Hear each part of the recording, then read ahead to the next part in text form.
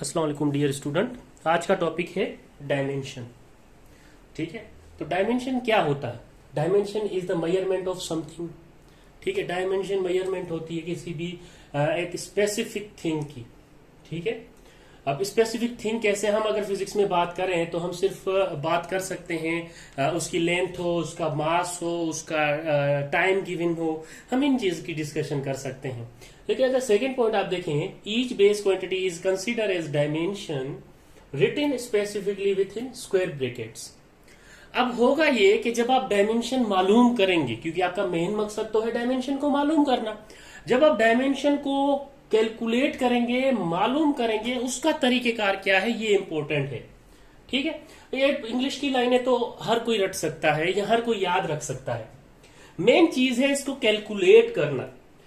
जैसे कि मैं अगर बात कर लूं लेंथ की, देखें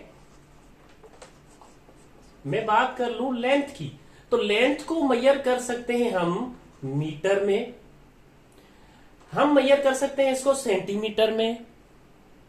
ठीक है, हम इसको किलोमीटर में भी मेजर कर सकते हैं, हम इसको माइल्स में भी मेजर कर सकते हैं, हम इसको लाइट ईयर में भी मेजर कर सकते हैं।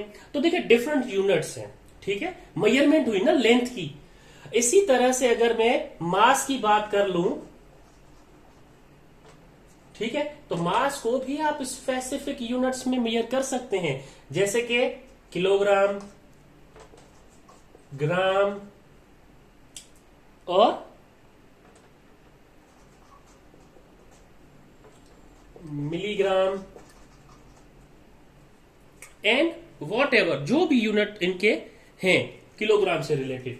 आप मास को इस तरह से मेजर कर सकते हैं, यानी कि डिफरेंट यूनिट्स के साथ मेजर कर सकते हैं। अब वो मेजर करना कैसे है, देखें लेंथ हो गया, मास हो गया, यहां पे मैं आपको साथ साथ टाइम भी बता दूं। तो टाइम को आपको पता है, टाइम को किस तरह से मेजर किया जाता है। टाइम को आप सेकेंड में मेजर कर रहे होते हैं, मिनट में मेजर कर रहे होते हैं, डेज में मेजर कर रहे होते हैं, मंथ्स में मेजर कर रहे होते हैं, वॉट एवर जो भी।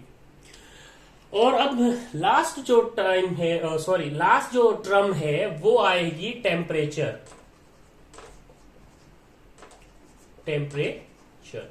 अब टेम्परेचर को आपको पता है, आप मेजर कर सकते हैं केल्विन में, सेल्सियस में, फ़ारेनहाइट में। ठीक है, इस तरह से।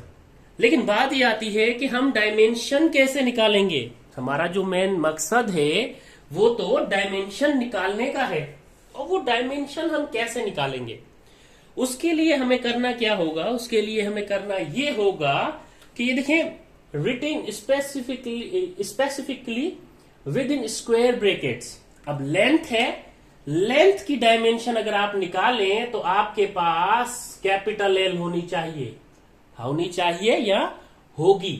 ठीक है, फिक्स्ड है कैपिटल एल और स्क्वायर ब्रैकेट्स। मास के लिए आपने कैपिटल एम यूज करना है, इसी तरह टाइम के लिए आपने कैपिटल टी यूज करना है, इसी तरह टेम्परेचर के लिए आपने के या फिर थीटा सिंबल यूज करना है। अब आपको ये जो बातें मैंने यहां पे बताई हैं वो याद रखना बहुत ही इजी है। ठीक है, मैंने कोई ऐसी रॉकेट साइंस नहीं बताई, मैंने सिंपल कर दिया, लेंथ, मास, टाइम और टेम्परेचर। आप इतने लायक हैं कि आपको पता होगा लेंथ को किसमें मेजर किया जा सकता है, मास को किसमें किया जा सकता है, टाइम को किसमें और टेम्परेचर को किसमें। और मैंने बाजुकात ये भी बता दिया है कि आपके पास लेंथ के लिए आप square bracket capital L, mass के लिए square bracket capital M, time के लिए स्क्वायर ब्रैकेट कैपिटल टी और टेम्परेचर के लिए स्क्वायर ब्रैकेट के या फिर आप थीटा यूज कर सकते हैं। ओके सिर्फ इतनी इंफॉर्मेशन आपको चाहिए। अब देखें, अब बात कर लेते हैं हम सम डायमेंशन ऑफ बेस क्वांटिटीज की। ठीक है, तो हम यहां पे डायमेंशन ऑफ बेस क्वांटिटीज की बात कर लें। Dimensions of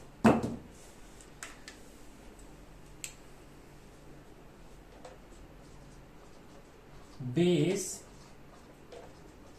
quantities. पहले तो आपको बेस क्वांटिटीज होती कौन कौन सी है वो पता होना चाहिए। ठीक है। बेस क्वांटिटीज टोटल जो आपके पास होती हैं वो 7 होती हैं, ठीक है। पहले नंबर पे क्या आता है? पहले नंबर पे आता है length, second mass, third time and fourth one temperature.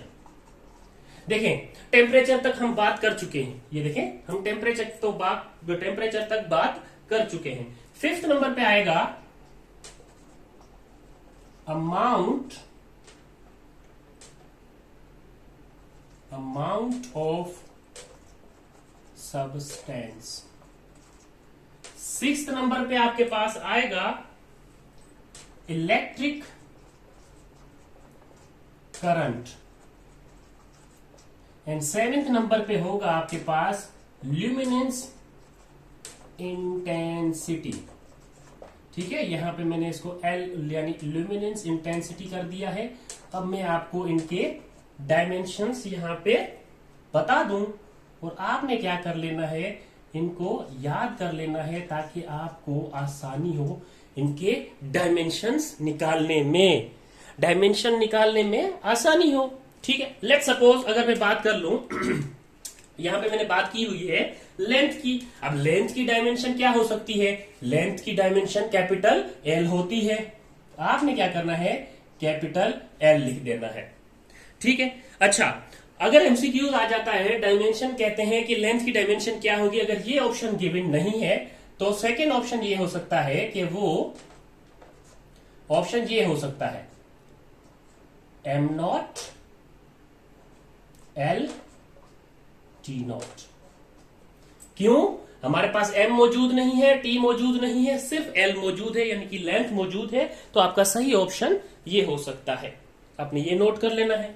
अब क्या करना है आपने, अच्छा मास के लिए हमें पता है कि डायमेंशन होती है इसमें कैपिटल एम, और इसको भी आप इस तरह से लिख सकते हैं M L nought T not.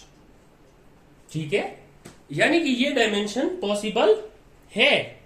अच्छा, यहां पे कोई पावर नहीं है, इसका मतलब आप इसको कंसीडर करेंगे पावर 1 होती है ना। ठीक है, तो लिखने की जरूरत नहीं है। टेम्परेचर की बात की जाए तो आप टेम्परेचर के लिए के यूज करते हैं या फिर आप थीटा यूज कर रहे होते हैं। ठीक है, इस तरह से आप लेके चलेंगे। Amount of substance, sorry time के लिए यहां पे मैंने ये थोड़ी मिस्टेक कर दी। टाइम की जगह पे आप लिखेंगे कैपिटल टी, और कैपिटल टी ही इसका डायमेंशन होगा। और टेम्परेचर के लिए लिखेंगे आप केल्विन और थीटा। सॉरी मैंने टाइम ऐड कर दिया, टाइम मैंने देखा नहीं और सोचा टेम्परेचर है, कोई मसला नहीं। अब टाइम के लिए फिर आप ये कर सकते हैं, टाइम के लिए आप क्या कर सकते हैं, आप लिख सकते हैं capital am naught L not and T, यानी कि टी की पावर 1, और इसको स्क्वायर ब्रैकेट में बंद कर दें। स्क्वायर ब्रैकेट में आप बंद करें ना करें ये जरूरी नहीं है, लेकिन ये जरूरी है कि आपका आंसर ठीक आना चाहिए। अब आते हैं अमाउंट ऑफ सब्सटेंस पे। अमाउंट ऑफ सब्सटेंस का डायमेंशन आप निकालेंगे तो आप डायमेंशन के लिए पुट करेंगे small N, number of moles होता है ना। चले, ये आपने पॉइंट याद रख लेना है। इलेक्ट्रिक करंट के लिए आपका डायमेंशन होना चाहिए ए, और ल्यूमिनेंस इंटेंसिटी के लिए आपका डायमेंशन होना चाहिए कैपिटल जे। ये बातें आपने अब रट लेनी है, या फिर ऐसा समझें कि याद कर लेनी है। ठीक है, ये बातें आपने रट लेनी है या फिर याद कर लेनी है। इन केस अगर कोई भी डायमेंशन आ जाता है तो आपको ये 7 बेस क्वांटिटी बहुत हेल्प करेंगी उसको शॉर्ट करने में। डायमेंशन कैलकुलेट करने के मैं तो कहता हूं कि 2 तरीके हो सकते हैं। यहां तो अगर आपकी प्रैक्टिस है तो आप डायरेक्ट फॉर्मूले से करें। ठीक है, अगर आपकी प्रैक्टिस है तो डायरेक्ट आप फॉर्मूले से करें, अगर प्रैक्टिस नहीं है तो फिर आप उसके यूनिट से शुरू करें। चलें हम करके देखते हैं, कुछ डायमेंशंस की डेरिवेशंस करके देखते हैं या ड्राइव करके देखते हैं उनका डायमेंशन क्या होगा। लेट्स से दैट कि आप क्या करेंगे, सिंपली डायमेंशन ड्राइव करेंगे, ड्राइव क्वांटिटीज का। पहले पॉइंट पर आपको दिया जाता है स्पीड या फिर वेलोसिटी, इसका डायमेंशन आपने निकालना है, स्पीड या फिर वेलोसिटी। तो आपको पता है स्पीड और वेलोसिटी डिस्टेंस या डिस्प्लेसमेंट ओवर टाइम होता है, यानी कि साइबल होता है v d ओवर t। आपने फॉर्मूला लिख लिया, आपको फॉर्मूला याद है, दैट्स गुड। आपको अगर फॉर्मूला याद है तो अच्छी बात है। चले, एक और तरीका है, ये फॉर्मूला आ गया, ठीक है, यहां पे मेरे पास अब यूनिट आ गया इसका। तो वेलोसिटी का या स्पीड का यूनिट होता है मीटर पर सेकेंड। दो कंडीशन हो गई ना भाई, फॉर्मूला यूनिट। चले, फॉर्मूले के लिहाज से करें तो डिस्प्लेसमेंट या डिस्टेंस मेरे लेंथ में कंसीडर की जाती है, तो मैं क्या करता, इस d की जगह पे कैपिटल L को पुट कर देता, और टाइम के लिए डायमेंशन मेरा कैपिटल T होना चाहिए, तो ये मेरे पास कैपिटल T होता और ये बराबर हो जाता v के। ठीक है, यानी कि ये जो डायमेंशन आया है वो वेलोसिटी और स्पीड का है। आप इसको इस तरह से भी लिख सकते हैं, v is equal to L, T को ऊपर लेके जाए तो इनवर्स हो जाएगा, एंड स्क्वायर ब्रैकेट में बंद कर दें। आप इसको इस तरह से भी लिख सकते हैं कि इनकी डायमेंशन क्या है, इनकी डायमेंशन है 1, देखिए 1 कुछ पावर नहीं है, यानी कि 1 है, t की पावर -1 है तो -1, ये बेसिकली इसकी डायमेंशन है।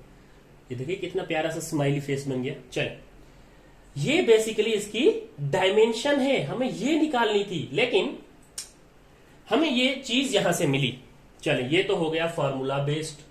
अब आप कहेंगे कि सर वहां पे यूनिट लिखने की जरूरत क्या है, तो यूनिट लिखने की इसलिए जरूरत है कि हम मीटर के लिए देखें, मैंने कहा था ना लेंथ मीटर में कंसीडर की जाती है, तो यहाँ पे सिंपल आप कैपिटल L लिखेंगे, सेकेंड टाइम का यूनिट है, चले जी T लिखेंगे, यहां से भी आपको वो सेम इसका डायमेंशन मिलेगा। तो देखें डायमेंशन तो आ गया आपके पास, ये तो चमत्कार हो गया। आप कहेंगे आपने तो बड़ा कारनामा कर दिया है। अब की कारनामा कुछ ना कुछ रंग लाना चाहिए, यानी कि आप जो पढ़ रहे हैं वो कुछ ना कुछ पहले आपको पढ़ना चाहिए। चले, यहां पे वेलोसिटी का ये आप नोट कर ले, उसके बाद हम आते हैं एक्सेलरेशन पे। चले जी, अब आ जाते हैं हम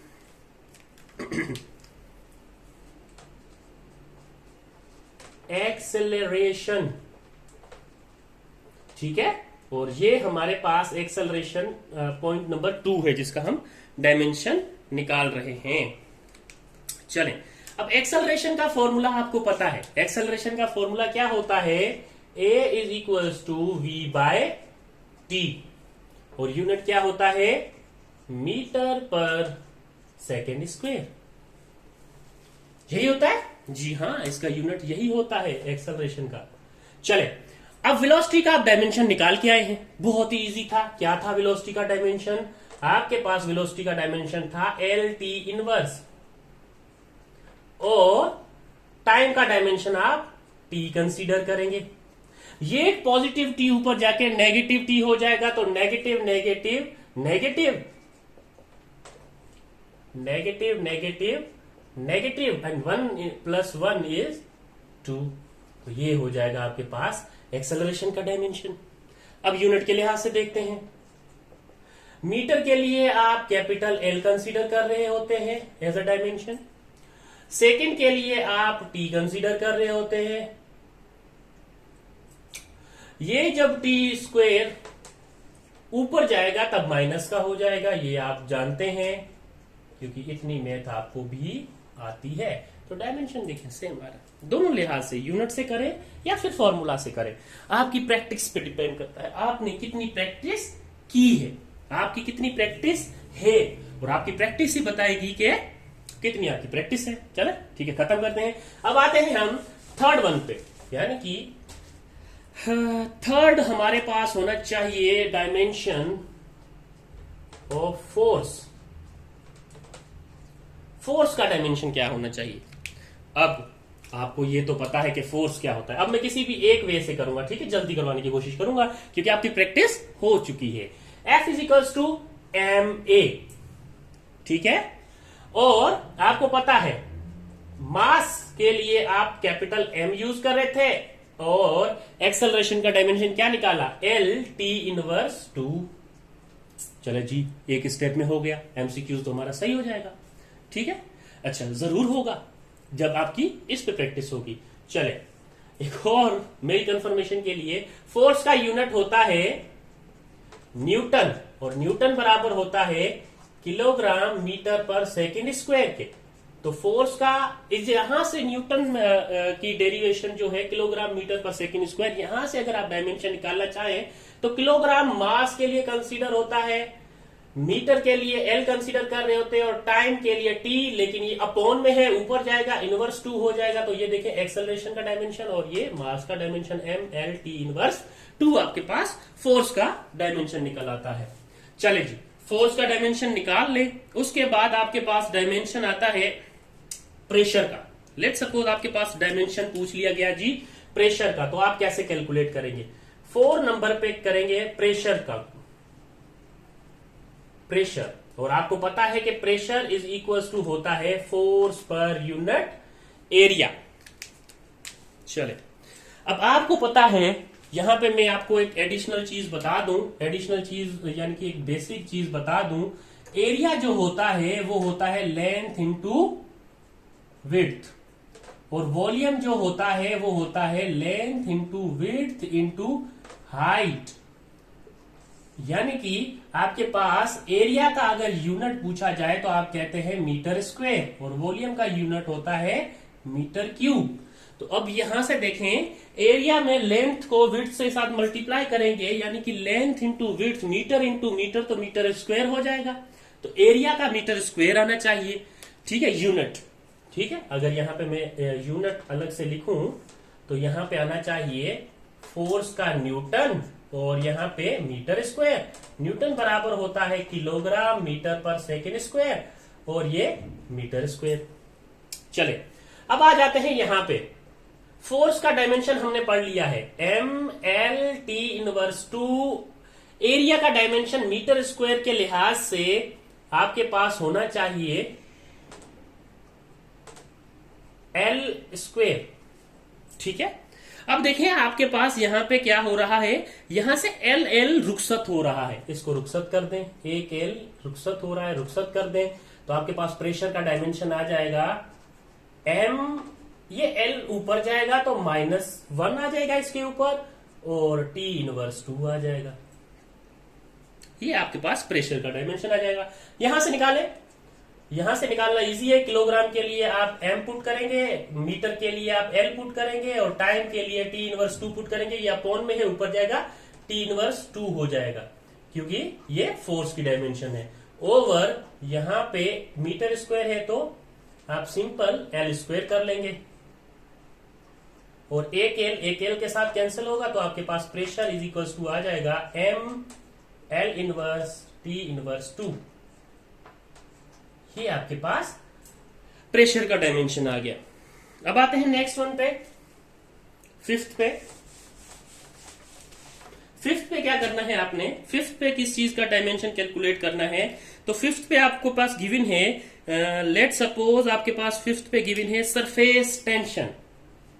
क्या गिवन है, फिफ्थ पे गिवन है सरफेस टेंशन। सरफेस टेंशन का आपने किस तरह से डायमेंशन निकालना है, तो अब आप उसको देखेंगे। सरफेस टेंशन यानी कि फोर्स पर यूनिट लेंथ होता है, टेंशन, सरफेस टेंशन यानी कि फोर्स पर यूनिट लेंथ होता है। और आपने ये पढ़ा अभी अभी कि फोर्स का डायमेंशन होता है एम एल टी इनवर्स 2 और अपॉन लेंथ, लेंथ के साथ कैंसिल होगा तो यहां से आ जाएगा M L nought T inverse 2। तो ये आपके पास डायमेंशन आ गया सरफेस टेंशन का। इसी तरह से अगर आपको कोई कहे कि मोमेंटम का कैलकुलेट करें, मोमेंटम, तो मोमेंटम का भी कैलकुलेट हो जाएगा जी। मोमेंटम कौन सी बड़ी बात है, मोमेंटम का भी कैलकुलेट आप कर सकते हैं। तो आपको पता है कि मोमेंटम होता क्या है, momentum is equal to product of mass and velocity होता है। ठीक है, मोमेंटम प्रोडक्ट होता है मास और वेलोसिटी का। अब ज्यादा आप अच्छे से जान गए हैं, मास के लिए आप डायमेंशन यूज करेंगे m, वेलोसिटी के लिए यूज करेंगे एल टी इनवर्स, तो आपके पास मोमेंटम का डायमेंशन आ गया। ठीक है, इसको थोड़ा क्लियर करके लिख लेते हैं। मास के लिए m और वेलोसिटी के लिए L ओवर टी यानी कि L इनवर्स। चलो जी, ये 6 पे आपने मोमेंटम को डिस्कस कर लिया जी, मोमेंटम का क्या होगा। अब आप 7 पे डिस्कस करें टॉर्क को। टॉर्क तो आपको पता है टॉर्क इज इक्वल्स टू होता है आर क्रॉस एफ। ठीक है, अब आर यानी कि कोई भी चीज होगी रेडियस की मीटर में, तो आप क्या लिखेंगे, मीटर के लिए आप कंसीडर कर रहे होते हैं एल इंटू फोर्स के लिए आपका डायमेंशन था एम एल टी इनवर्स 2। तो आपके पास टॉर्क का डायमेंशन जो आना चाहिए वो क्या आना चाहिए, M L square T inverse 2। ठीक है, अब देखें टॉर्क का यूनिट होता है ना न्यूटन इंटू मीटर। ठीक है, न्यूटन इंटू मीटर। अब newton into metre is equals to joule होगा, और जोल एनर्जीज का यूनिट है। अब जितनी भी एनर्जीज आएंगी ना उसका और टॉर्क का डायमेंशन सेम होगा, आप नोट कर लीजिएगा। काइनेटिक एनर्जी आएगी, पोटेंशियल एनर्जी आएगी, और भी बहुत सारी एनर्जीज आएंगी, उसके लिए क्या होगा, ये डायमेंशन सेम चलेगा। क्यों, क्योंकि न्यूटन मीटर इसका यूनिट है और ये इक्वल होता है जोल के। आगे हम देखेंगे इस चीज को भी। चले, 7वें नंबर पे हमने टॉर्क को डिस्कस कर लिया। अब हम थोड़ा बात कर लेते हैं टॉर्क के अलावा फ्रीक्वेंसी का। ठीक है, 8वें नंबर पे हम कर लेते हैं फ्रीक्वेंसी को डिस्कस। फ्रीक्वेंसी, अब frequency reciprocal of time period होता है, आपको पता है, आप अच्छे से जानते हैं, आपने पढ़ा भी होगा। क्या होता है, F is equals to reciprocal of time period. अब इसका अगर आपने डायमेंशन मालूम करना है तो टाइम का डायमेंशन क्या होगा, कैपिटल टी। ठीक, अब ये कैपिटल टी ऊपर जाके क्या हो जाएगा, टी इनवर्स। तो ये कुछ आपको इस तरह से मिलेगा। ठीक है, अब आप इसको ऐसे भी लिख सकते हैं। देखें, ये मैं आपको बात बता चुका हूं, am naught L nought T inverse. ये भी किस चीज का डायमेंशन है जी, ये भी फ्रीक्वेंसी का डायमेंशन है। डरने की जरूरत नहीं है, ये सब मैं बातें आपको बता चुका हूं। अब आपने बातें सिर्फ याद रखनी है। हम बढ़ते हैं अपने 9वें पॉइंट पे, जो कि है स्ट्रेस।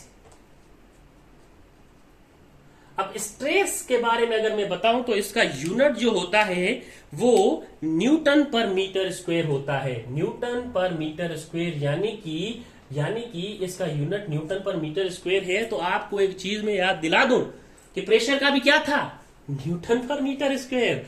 जी हाँ, तो स्ट्रेस के डायमेंशन निकालने के लिए आपको ये पता होना चाहिए कि आपके पास सेम इट इज किसकी डायमेंशन आने वाली है, स्ट्रेस इज इक्वल्स टू होता है फोर्स पर यूनिट एरिया। और फोर्स पर यूनिट एरिया का डायमेंशन हम निकाल चुके हैं, M L inverse T inverse 2। ठीक है, यानी कि आपके पास स्ट्रेस और प्रेशर का जो डायमेंशन है वो सेम होता है। ठीक है, ऐसा क्वेश्चन भी आ सकता है ना कि which has the same dimension. नीचे ऑप्शन में स्ट्रेस और प्रेशर मौजूद हो तो आप इनको रिलेट कर सकते हैं, क्वेश्चन बना सकते हैं यहां से। ठीक है, अच्छा अब बात कर लेते हैं इसी के स्ट्रेन की। स्ट्रेस की बात आ गई है तो हम स्ट्रेन को भी डिफाइन कर लेते हैं। 10th पे हम स्ट्रेन को भी डिफाइन कर लेते हैं। अब स्ट्रेन जो है वो क्या होता है,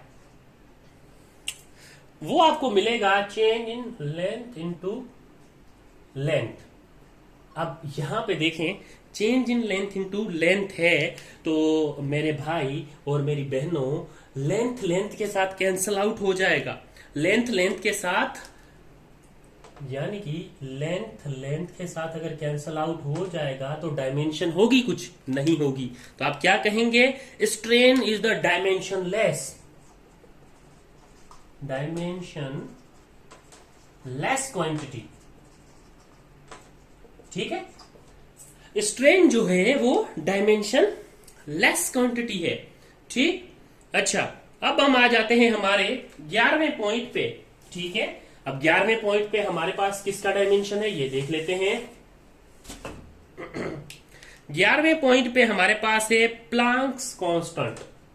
11वें पॉइंट पे है प्लांक्स कांस्टेंट। अगर आपको यूनिट याद है तो आप डायरेक्ट इससे निकाल सकते हैं। प्लांक कांस्टेंट का यूनिट होता है जूल इनटू सेकंड। मैं आपको बता दूं, अब आपने याद रख लेना है, जूल इनटू सेकंड इसका यूनिट होता है। लेकिन आपको पता है कि E is equals to HF होता है और H इज प्लांक कांस्टेंट। तो H को अगर आप बाहर लेके आएंगे तो आपके पास ये क्या हो गया E ओवर F। ठीक है, E ओवर F हो गया। अच्छा जी, अब आप यहां से E का डायमेंशन निकाल सकते हैं। अब E क्या है आपके पास? E is energy. ठीक है, E इज एनर्जी।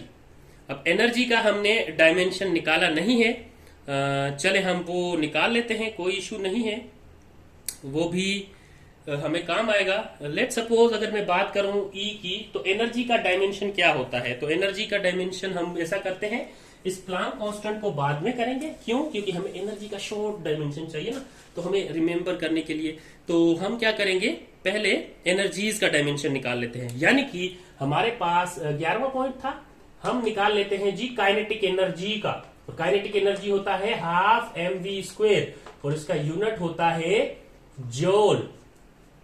ठीक है, चलें हम निकालते हैं काइनेटिक एनर्जी का। अब फॉर्मूले के लिहाज से निकाले या जूल के लिहाज से निकाले, जूल न्यूटन इंटू मीटर के इक्वल होता है। चले हम फॉर्मूले के लिहाज से निकालते हैं कि kinetic energy is equals to है हाफ mv² के, और यहां पे जूल इक्वल होता है न्यूटन इंटू मीटर के। चले अब देखिए, मास के लिए आप क्या कंसीडर करेंगे, m, v का स्क्वायर यानी कि l का स्क्वायर, और t पावर वेलोसिटी का डायमेंशन होता है l ओवर t यानी कि l t इनवर्स। तो इनवर्स का क्या हो जाएगा यहाँ पे, t इनवर्स का ये t पावर -2 हो जाएगा। यहां से काइनेटिक एनर्जी का ये डायमेंशन आ गया। जूल के लिहाज से देखेंगे तो फोर्स का यूनिट होता है न्यूटन, जिसका आपने डायमेंशन निकाला था ml t इनवर्स 2, और एक मीटर इसके साथ मल्टीप्लाई हो रहा है तो ये l²। तो यहाँ पे देखें दोनों कंडीशन में आपके पास दोनों के डायमेंशन सेम आ रहे हैं। अब आप देखेंगे कि ये डायमेंशन जो है जूल के इक्वल था, तो ये आपके पास ये डायमेंशन आया। लेकिन आप देखेंगे 12th पे अगर मैं बात करूं वर्क डन जो आपके पास होता है F.D। अब F.D वर्क डन होता है, तो मुझे ये बताएं कि फोर्स का यूनिट है न्यूटन और D डिस्प्लेसमेंट का यूनिट है मीटर। न्यूटन मीटर जूल के इक्वल है, तो वर्क डन का डायमेंशन क्या आना चाहिए? तो वर्क डन का डायमेंशन आना चाहिए जो काइनेटिक एनर्जी का है, जो टॉर्क का है, क्या होगा ml² t इनवर्स 2। ये डायमेंशन देखें, आप प्रैक्टिस करेंगे, स्टार्टिंग वाले याद रखें और उसके बाद प्रैक्टिस करते जाएं। आपके लिए डायमेंशन कोई मसला ही नहीं है।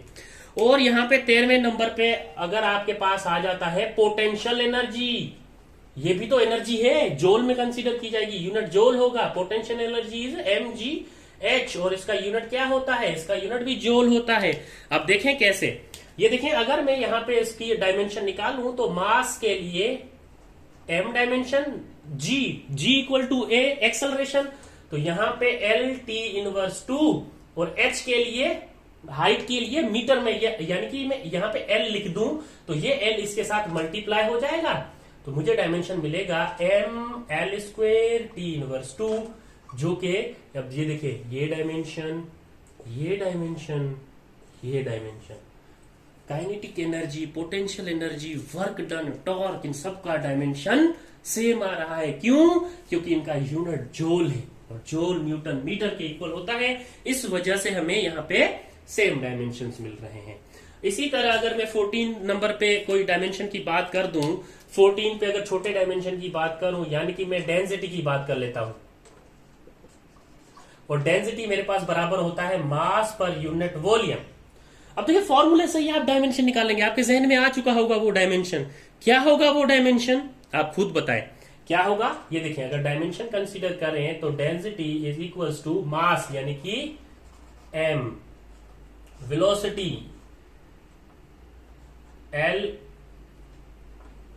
मास पर यूनिट वॉल्यूम, वेलोसिटी नहीं है वॉल्यूम है, तो ये हो जाएगा L क्यूब। ठीक है, तो इसका डायमेंशन क्या होगा, ml पावर -3। वी में कंफ्यूज थोड़ा, कोई इश्यू नहीं है, ये V4 वॉल्यूम है। ठीक है, आप मेरी वाली गलती ना करिएगा, वेलोसिटी ना समझिएगा, इसको थोड़ा मैंने हाईलाइट करना चाहिए था कि ये मैं वॉल्यूम को रिप्रेजेंट कर रहा हूं। तो यहां पे क्या आएगा, ml पावर -3, इसको आप लिख सकते हैं ml पावर -3 t पावर 0, इस तरह से भी लिख सकते हैं आप। अब आ जाते हैं हम प्लांक कॉन्स्टेंट्स पे, क्योंकि हमें एनर्जी का फॉर्मूला पता चल गया, ये काइनेटिक एनर्जी है, पोटेंशियल एनर्जी है। अब एनर्जी का फॉर्मूला पता चल गया तो हम प्लांक कांस्टेंट को आराम से हम उसका डायमेंशन निकाल सकते हैं, क्योंकि सर का दर्द बन जाता अगर मैं पहले ही आपको वो करवा देता। तो पता नहीं ये कौन सा नंबर था, आई थिंक लास्ट टाइम हमारा कौन सा नंबर गया है, लेकिन चले को जो भी नंबर गया हो हमें याद नहीं है, हम शुरुआत कर लेते हैं फिर से प्लांक कांस्टेंट से। अब प्लांक कांस्टेंट का आपने डायमेंशन निकालना है, और प्लांक कांस्टेंट मैंने क्या कहा था, E is equal to HF। Planck constant होता है H इज इक्वल टू आ जाएगा E/F। अब E is energy, there E is energy. ओ मेरे भाइयों, ओ मेरी बहनों, E एनर्जी है, तो आपने अभी अभी डायमेंशन सीखा है E का, क्या होगा ml² T इनवर्स 2, और फ्रीक्वेंसी का क्या आया था T इनवर्स। अब ये ऊपर जाएगा तो क्या हो जाएगा जी, T इनवर्स माइनस का है, ऊपर जाएगा प्लस का हो जाएगा, तो ये इस तरह से होगा ml² T inverse 2 into T minus का है, तो अगर आप इसको ऊपर लेके जाएंगे तो आपके पास ये प्लस का हो जाएगा, तो ये प्लस का 1। अब देखें ये यहां से 1, ये माइनस का 2 प्लस का 1, तो क्या बचना चाहिए, तो बचना चाहिए आपके पास ml² T इनवर्स 1, जो कि किसका ये डायमेंशन होगा, प्लांक कांस्टेंट का आपके पास डायमेंशन होगा। अब आ जाते हैं हम नेक्स्ट डायमेंशन पे, जो कि है एंगुलर डिस्प्लेसमेंट। नेक्स्ट डायमेंशन क्या किसका है, एंगुलर डिस्प्लेसमेंट। एंगुलर डिस्प्लेसमेंट पे आ जाते हैं हम। एंगुलर डिस्प्लेसमेंट आपको पता है कि क्या होता है, theta is equals to S/R होता है। ठीक है, एंगुलर डिस्प्लेसमेंट को हम थीटा से रिप्रेजेंट करते हैं। अब देखें, S भी मीटर में कंसीडर किया जाता है, R भी मीटर में कंसीडर किया जाता है, तो मेरे भाइयों और मेरे बहनों, मीटर मीटर के साथ कैंसल आउट होगा, तो यहां पे मुझे एक अल्फाज देखने को मिलेगा जिसको मैं कहूंगा डायमेंशन लेस क्वांटिटी या डायमेंशन लेस। ठीक है, एंगुलर डिस्प्लेसमेंट होती है वो डायमेंशन लेस क्वांटिटी होती है, या फिर डायमेंशन लेस उसको आप कह सकते हैं कि उसका डायमेंशन होता ही नहीं है। Theta is equals to dimensionless, quantity लिखने की जरूरत नहीं है, डायमेंशन लेस ही रखें। उसके बाद आ जाते हैं हम एंगुलर वेलोसिटी पे। एंगुलर वेलोसिटी पे, एंगुलर वेलोसिटी, एंगुलर वेलोसिटी होती क्या है, वो होती है angular velocity is equals to rate of change of angular displacement with respect to time. अब एंगुलर डिस्प्लेसमेंट का तो कोई डायमेंशन नहीं है, डायमेंशन लेस है, तो आप इसको क्या कर सकते हैं, angular velocity is equals to 1/t कर सकते हैं। कैपिटल टी नहीं, स्मॉल टी कर ले पहले, क्योंकि डायमेंशन अभी नहीं निकाल रहे। अच्छा, अब यहां पे इसका डायमेंशन निकालें 1/t, यानी कि ये कैपिटल टी, तो इसको आप इस तरह से लिख सकते हैं t इनवर्स। तो यहां पे देखें एंगुलर वेलोसिटी, एंगुलर वेलोसिटी और फ्रीक्वेंसी का डायमेंशन सेम आ रहा है, यानी कि आप फ्रीक्वेंसी और एंगुलर वेलोसिटी को रिलेट करें तो उसका दोनों का डायमेंशन सेम आ रहा है। ये पॉइंट याद रखनी है, ये एमसीक्यूज बनते हैं और ये एमसीक्यूज बनेंगे। ठीक है, तो ये आपने याद रखना है। तो एंगुलर वेलोसिटी आपके पास यहां पे ये आ गई। नेक्स्ट आप अगर देखें, नेक्स्ट आप एंगुलर एक्सेलरेशन देख ले। चलो यहां पे मैं इसको रेस करता हूं, अब ये आपको सारी चीजें याद हो गई होंगी उम्मीद है। अब आ जाता हूं मैं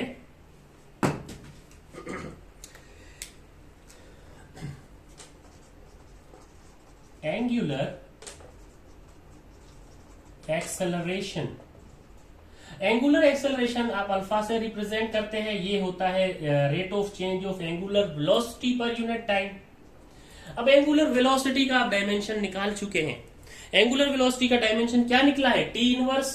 तो यहां से अगर मैं डायरेक्ट इसका डायमेंशन निकालूं तो इसका डायमेंशन क्या निकला था एंगुलर डिस्प्लेसमेंट का? T inverse. और नीचे क्या होना चाहिए? टी। और ये टी को जब आप ऊपर लेके जाएंगे तब आपके पास क्या हो जाएगा? T minus one into T minus one.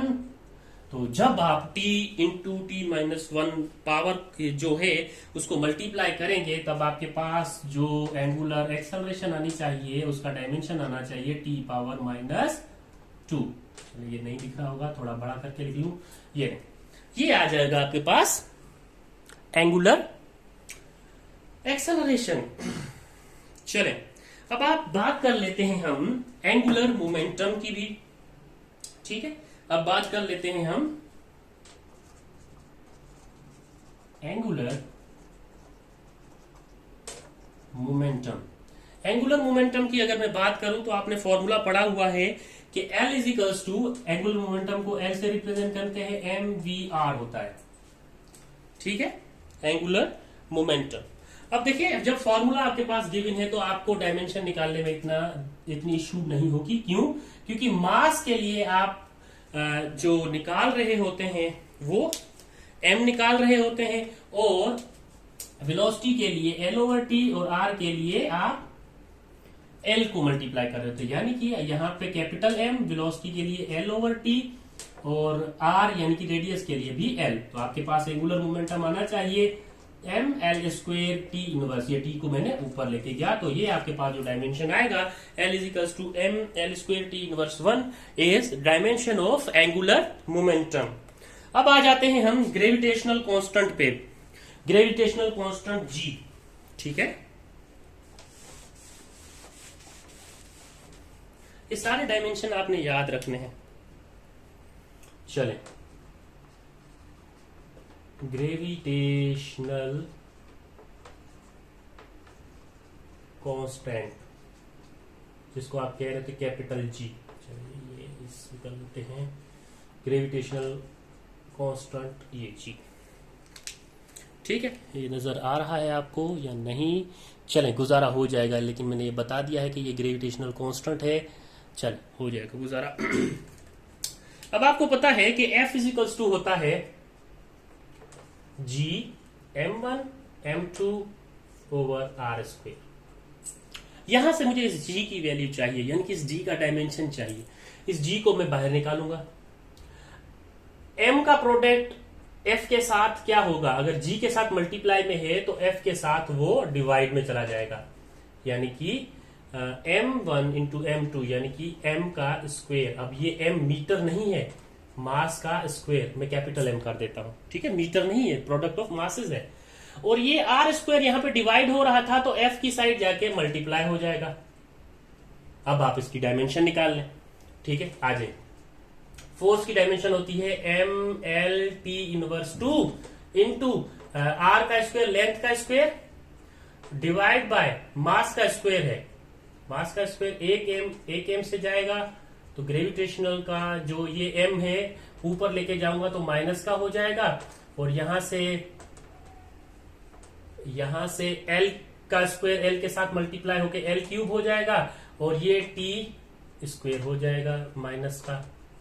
तो आपके पास ग्रेविटेशनल कांस्टेंट G का जो डायमेंशन आएगा m inverse l cube t power minus 2 इसका डायमेंशन होता है। ये भी आप क्या कर लें, नोट कर लें। अच्छा, ये नोट करने के बाद हमारे पास एक और डायमेंशन होता है जिसको आप कह रहे होते हैं स्पेसिफिक हीट। इसको भी डिस्कस कर लेते हैं हम थोड़ा कि स्पेसिफिक हीट का डायमेंशन कैसे निकालते हैं हम। तो स्पेसिफिक हीट को निकालने के लिए आपके पास कुछ यूं फॉर्मूला गिवन होता है, देखें।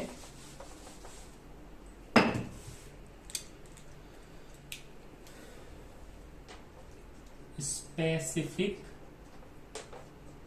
हीट। अब आप ये खुद डायमेंशन निकाल सकते हैं अगर आपको फॉर्मूला पता हो तो। आप प्रैक्टिस करें। Specific heat is equals to होता है C is equals to Q over M delta T। अब जो Q है वो हीट का सैंबल है और हीट एक एनर्जी है, और एनर्जी का फॉर्मूला या एनर्जी जो है उसका डायमेंशन अगर आपको पता हो, हम निकाल चुके हैं, वो क्या होता है mL² T इनवर्स 2, और m फॉर मास है तो यहां पे आप वो m पुट कर दें, और टाइम के लिए आप ये डेल्टा T टेम्परेचर के लिए आप k पुट कर दें। तो ये m के साथ कैंसल आउट होगा, तो आपके पास स्पेसिफिक हीट की जो डायमेंशन आनी चाहिए वो L² T इनवर्स 2, m खत्म हो गया है, m नोट कर देता हूं थोड़ा खूबसूरत लगे, और ये के ऊपर जाके के इनवर्स हो जाएगा। ये आ गई जी आपके पास स्पेसिफिक हीट की डायमेंशन, कोई बड़ी बात नहीं है। ठीक है, अब आते हैं हम एक और हीट पे जिसको आप कहते हैं लेटेंट हीट। लेटेंट हीट, अब इसका डायमेंशन भी तो देख लें भाई। इतनी हीट का डायमेंशन देख रहे हैं? जी हाँ देख रहे हैं, क्योंकि एमसीक्यूज कहीं से भी आ सकता है। लेटेंट हीट को आप रिप्रेजेंट करते हैं L से, और ये इक्वल होता है Q बाय M। ठीक, Q बाय M। अब देखें Q इज मेजर्ड इन जोल, क्योंकि हीट है, एनर्जी है, तो जोल का dimension mL² T inverse 2 divided by m से कैंसिल हो जाएगा। आपके पास डायमेंशन क्या आ जाएगा L² T इनवर्स 2, और यहां पे आप इसको खूबसूरत बनाने के लिए m नोट भी लगा सकते हैं। तो अगर लेटेंट हीट और एक्सेलरेशन का डायमेंशन पूछा जाए कि दोनों सेम है या नहीं है, तो आप मेरे भाइयों और मेरे बहनों कह सकते हैं जो आपको दिख रहा है। ठीक है, अब बात कर लेते हैं हम एक और डायमेंशन की, जिसको आप कह रहे हैं एंट्रोपी। यहां पे लिख दूं एंट्रोपी।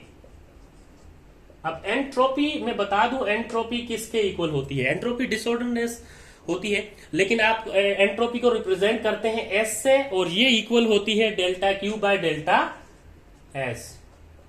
ये इसका फॉर्मूला है, आप इंटर में पढ़ेंगे। Sorry, delta Q by delta T होता है, माय मिस्टेक, S लिख दिया मैंने।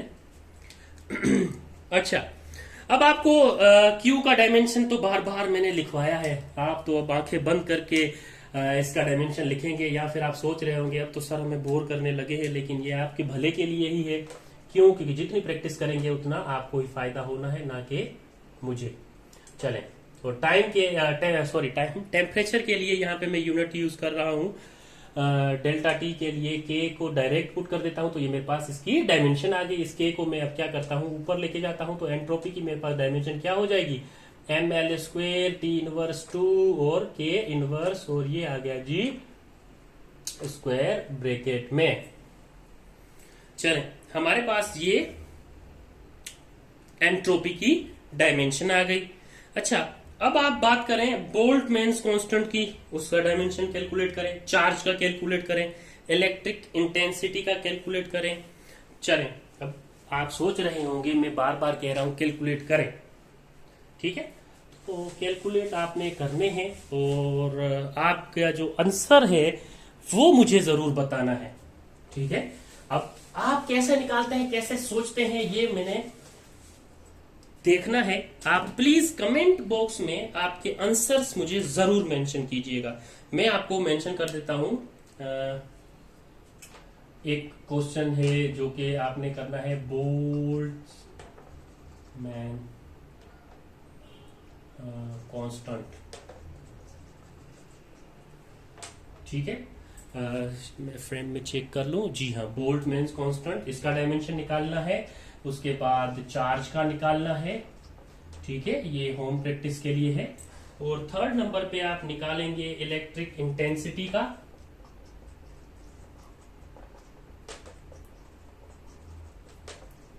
ठीक, इलेक्ट्रिक इंटेंसिटी का निकालेंगे। फोर्थ पे आप इलेक्ट्रिक फ्लक्स का निकालें, इलेक्ट्रिक फ्लक्स का निकालें। पोटेंशियल डिफरेंस का निकालें,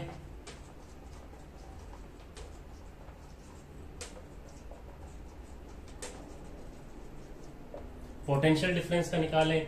6 पे आप निकालें रेजिस्टेंस का, ठीक है। और इतने आई थिंक काफी होंगे या कुछ और बढ़ा दूं मैं। कंडक्टेंस का निकाल लें, चलें 10 तक लेके जाते हैं। कंडक्टेंस का निकाल लें। 8वें नंबर पे कौन सा दिया जाए आपको, रेजिस्टिविटी का निकाल लें, ठीक है। रेजिस्टिविटी का निकाल लें। फिर मैग्नेटिक इंडक्शन का भी निकाल लें।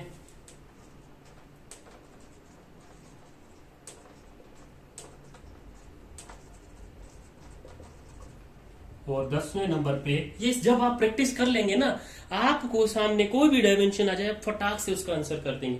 Magnetic flux, magnetic. अगर आपके पास इन 10 में से किसी का भी सॉल्यूशन नहीं है तो आप मुझे जरूर बताएंगे, जरूर इन्फॉर्म करेंगे। और मैं क्या करूंगा, मैं करूंगा ये कि फिर मैं इसकी एक वीडियो बनाऊंगा होमवर्क के नाम से। यानी कि यहां पे मैं लिख देता हूं कि ये है मेरे पास, क्या है ये, मेरे पास जो मैंने आपको क्वेश्चंस दिए हैं सोल्व करने के लिए, दिमाग लड़ाने के लिए, इनके फॉर्मूलाज जाके गूगल पे ढूंढें, कहीं से भी ढूंढें, बुक से ढूंढें और इनके डायमेंशन सोल्व करें। इसको मैं कह देता हूं जी होमवर्क HW1।